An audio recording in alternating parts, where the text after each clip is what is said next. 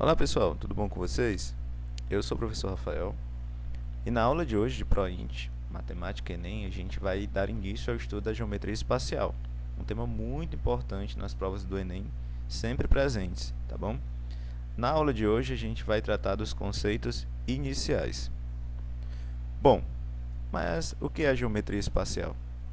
Até então, pessoal, a gente tem estudado a geometria plana, que estuda os objetos geométricos de duas dimensões, como o retângulo, o quadrado, círculo, triângulo, losango. Essas figuras têm duas dimensões.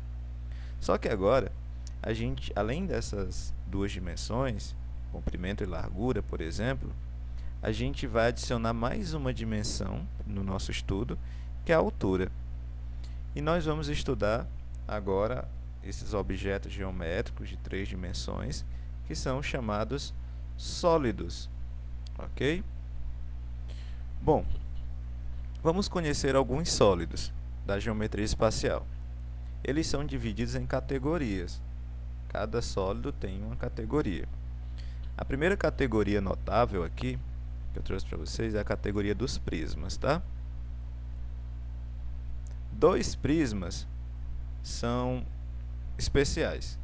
Recebem nomes especiais, que é o paralelepípedo, que é aquele que tem essas faces laterais aqui em forma de retângulo, e a gente tem o cubo, tá bom? Os outros prismas não têm um nome específico, depende da base que ele tiver, né? No caso aqui, esse último, ele tem uma base hexagonal, então a gente diz que é um prisma hexagonal. Mas, professor, o que é um prisma? Como é que eu identifico um prisma? Para ser um prisma, as bases elas devem ser congruentes, ou seja, devem ter a mesma forma e mesmas medidas. E elas devem ser também paralelas.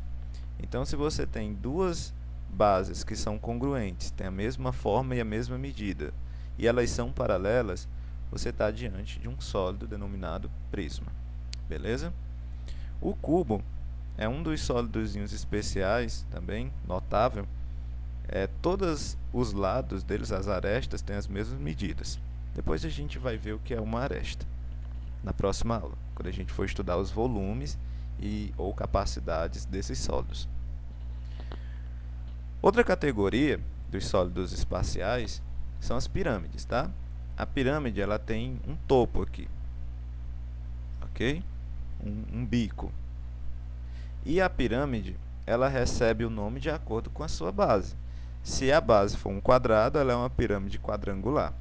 Se a base for um hexágono, ela é uma pirâmide hexagonal. Se a base for um pentágono, é uma pirâmide pentagonal. E assim por diante. E se a base da pirâmide for um triângulo? É uma pirâmide triangular, mas ela recebe um nome especial também de tetraedro, tá? O tetraedro é uma figura composta em que todas as faces, né, depois a gente vai entender melhor o que é face, são triângulos, tá? Então a gente tem aqui um tetraedro. Tem 4 triângulozinhos aqui. É uma pirâmide também, uma pirâmide de base triangular, chamada de tetraedro. Além desses, nós temos os corpos redondos, que a superfície deles é curvada. A gente tem o cone, né, o famoso chapeuzinho do aniversariante, a esfera e o cilindro, beleza? Essas figuras cujas superfícies são curvadas recebem o nome de corpos redondos. Alguns desses sólidos que eu apresentei para vocês são chamados de sólido de revolução, né? Nós temos aqui o caso do cilindro, nós temos aqui a esfera e nós temos o cone.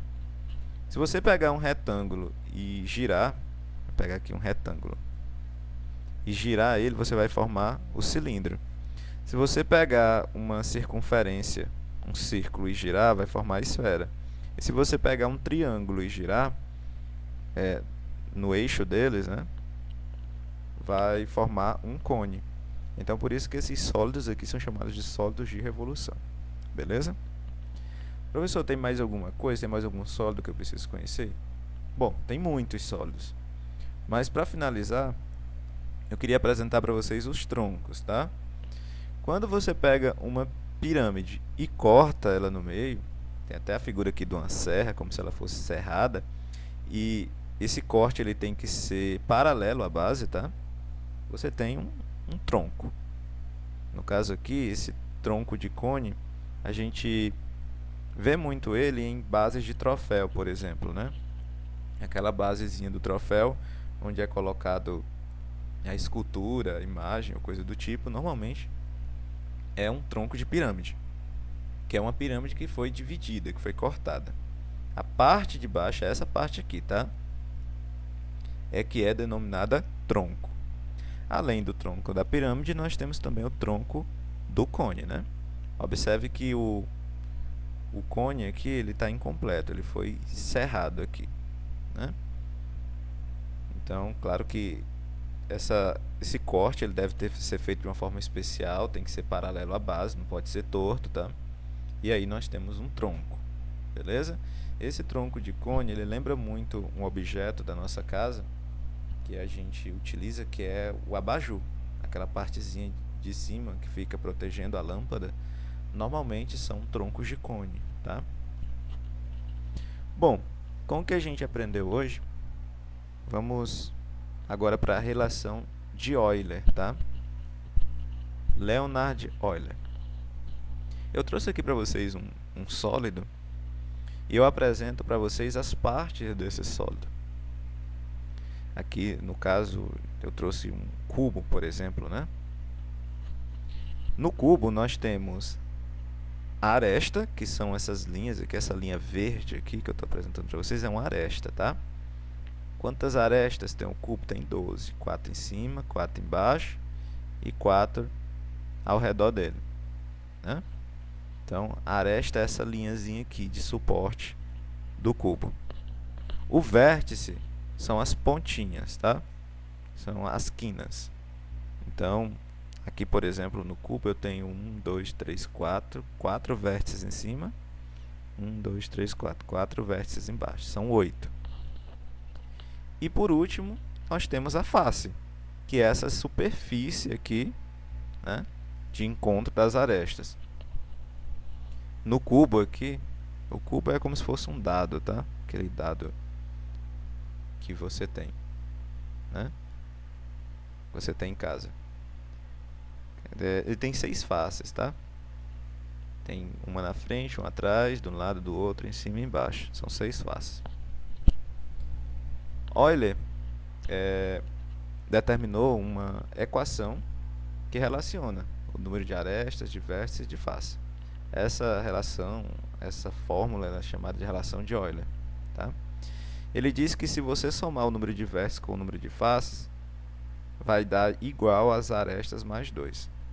Claro que essa relação só é válida em um sólido, né? Em um polígono, podemos dizer assim. Polígono é um objeto geométrico que tem várias faces, né? Como é o caso aí do cubo. É convexo, beleza? Que não tem nenhum buraco. Então vamos fazer o teste aqui, né? A aresta aqui no cubo tem 12, que eu disse para vocês, né? O vértice tem 4 em cima e 4 embaixo, são 8. E o número de faces é 6. Então vamos ver se encaixa aqui nessa equação. Vértice 8 mais a face, que é 6, é igual a aresta, que é 12, mais 2. 8 mais 6 é 14. 12 mais 2 é 14. Então, se verificou a relação aqui com essa figura aqui que eu usei como demonstração. Vamos resolver a questão do Enem agora, começando resolvendo uma questão que usa a relação de Euler. Caiu no Enem. O hábito cristalino é um termo utilizado por mineralogistas para descrever a aparência típica de um cristal em termos de tamanho e forma. A granada é um mineral cujo hábito cristalino é um poliedro, né, com 30 arestas e 20 vértices. Você já pode até ir anotando essas informações. Ó. O número de arestas é 30 e o número de vértices é 20. Um mineralogista construiu um modelo ilustrativo de um cristal de granada pela junção dos polígonos correspondente às faces. Supondo que o poliedro ilustrativo de um cristal de granada é convexo, é muito importante, tá, que ele dê essa informação, porque a relação de Euler só serve para poliedros convexos, né? Então, a quantidade de faces utilizadas na montagem desse modelo ilustrativo, no modelo ilustrativo desse cristal é igual a... Bom, pessoal, aqui não tem muito o que interpretar, não. É a aplicação direta da relação de Euler. Vértice mais face é igual a aresta mais 2. O que você tem que fazer agora é só substituir os valores, né? Vértice é 20. Número de faces é o que eu quero determinar, eu repito F. Número de arestas é 30 e o mais 2 da fórmula. Pronto. 30 mais 2 é 32, então fica 20 mais F igual a 32. E quando tu passar o 20 que está somando, subtraindo, vai ficar 32 menos 20 e vai aparecer aqui o número de faces, que é 12. Então, essa já é a resposta, não tem nenhum tipo de pegadinha, tá? É uma questão de aplicação direta da relação de Euler.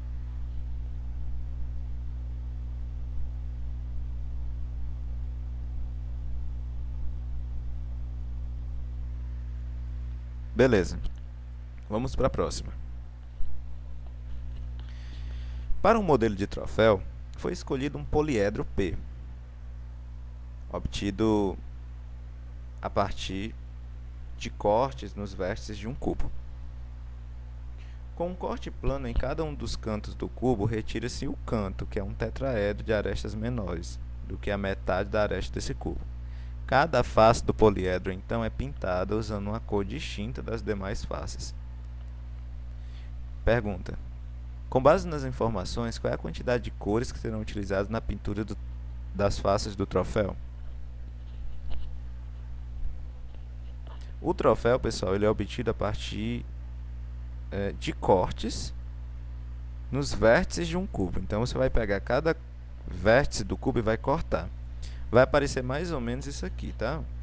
Eu tenho na figura um cubo e eu vou destacar, eu vou cortar, fazer um corte aqui em cada ponta, né, em cada vértice desse cubo. Pergunta é, quantas faces o troféu vai ter, né? Quando eu cortar todas as pontinhas aqui do cubo. Bom, pessoal, um cubo ele tem 6 faces, né? Isso é básico, conhecimento básico. Só que cada pontinha dessa vai gerar mais uma face. Cada vértice que vai ser extraído ali. Como tem 8 vértices, né? 8 pontinhas. Cada vértice vai gerar uma face ali, o corte do vértice.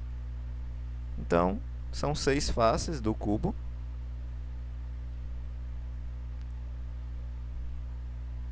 Mais 8 faces que serão obtidas a partir do corte dos vértices, né? Corte dos vértices. Bom, então não tem mais o que fazer não. 6 mais 8 é 14 faces. Pronto, acabou. Item C. E acabou a questão. Não tem pegadinha também, tá? Nessa daqui. O difícil é enxergar. Essa figura aqui, ela não vem na questão, tá? Então, você vai ter que ler a questão e vai ter que ter imaginação para ver o que foi que aconteceu. Em alguns momentos, ele tenta complicar, né? Por exemplo, ele diz que esse pedacinho que vai ser tirado aqui é um tetraedro, né? Aí isso já dá uma confusão, né? Mas ele não faz parte da figura, ele vai ser retirado, né? Vai ficar aqui uma região que é uma face, uma nova face. Beleza? Vamos para a próxima. Penúltima questão. Um lojista adquiriu novas embalagens para presentes que serão distribuídas aos seus clientes. As embalagens foram entregues para serem montadas e têm a forma dada pela figura. Pergunta: após montada, as embalagens formarão um sólido com quantas arestas? Ai, professor, essa questão caiu no Enem, essa questão fácil desse jeito, professor? Sim, caiu.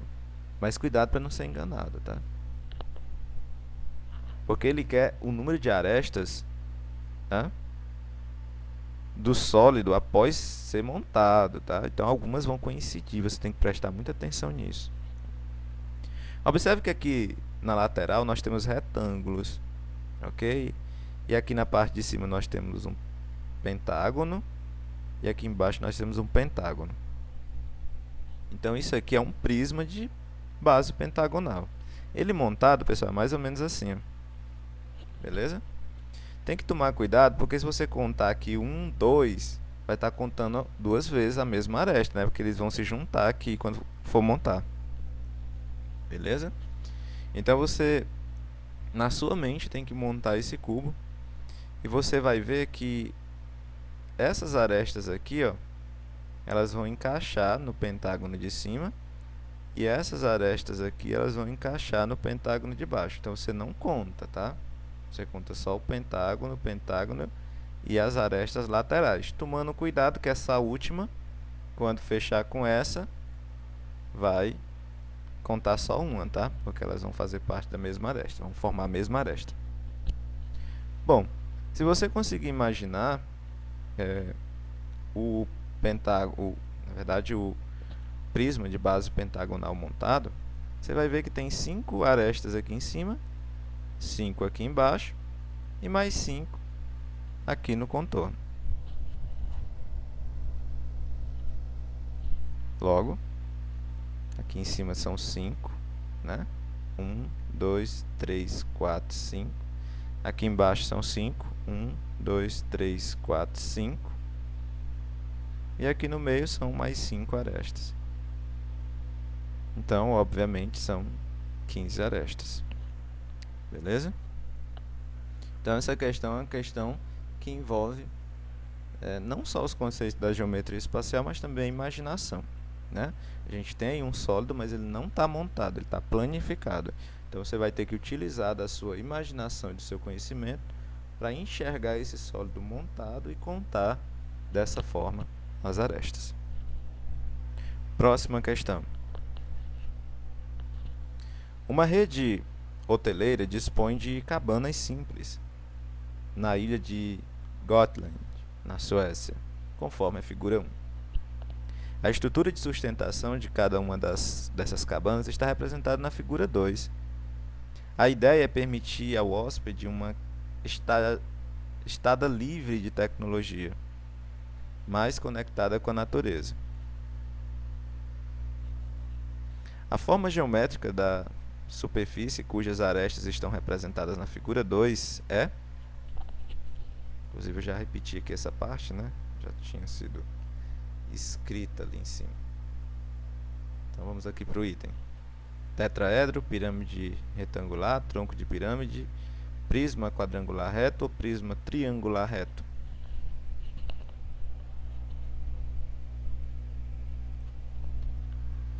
Algumas pessoas erraram essas questões e marcaram pirâmide. Por que não é uma pirâmide? Porque ela não tem um topo, tá? Um vértice superior ali, de onde parte todas as arestas laterais. Não tem, tá? Não é uma pirâmide isso aí. Tronco também não é. Você vê ali o vértice, não é tronco de nada aí.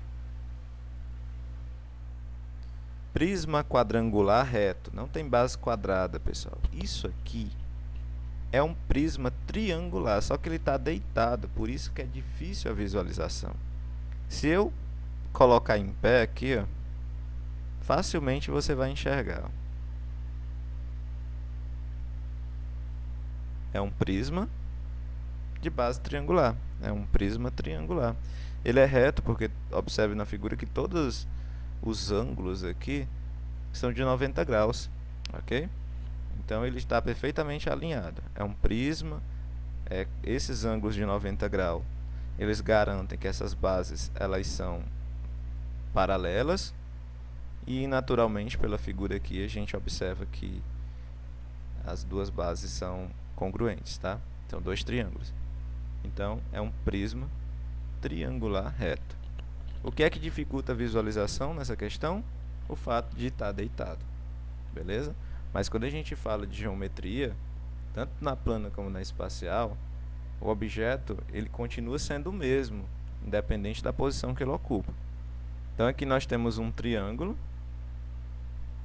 retângulo de, sei lá, de lados 3, 4 e 5. E se eu virar ele, tortar ele assim, 3, 4, 5, ele continua sendo o mesmo triângulo, só que ele está torto. Na geometria espacial é mais ou menos a mesma forma. A posição que ele ocupa não torna o sólido diferente, tá?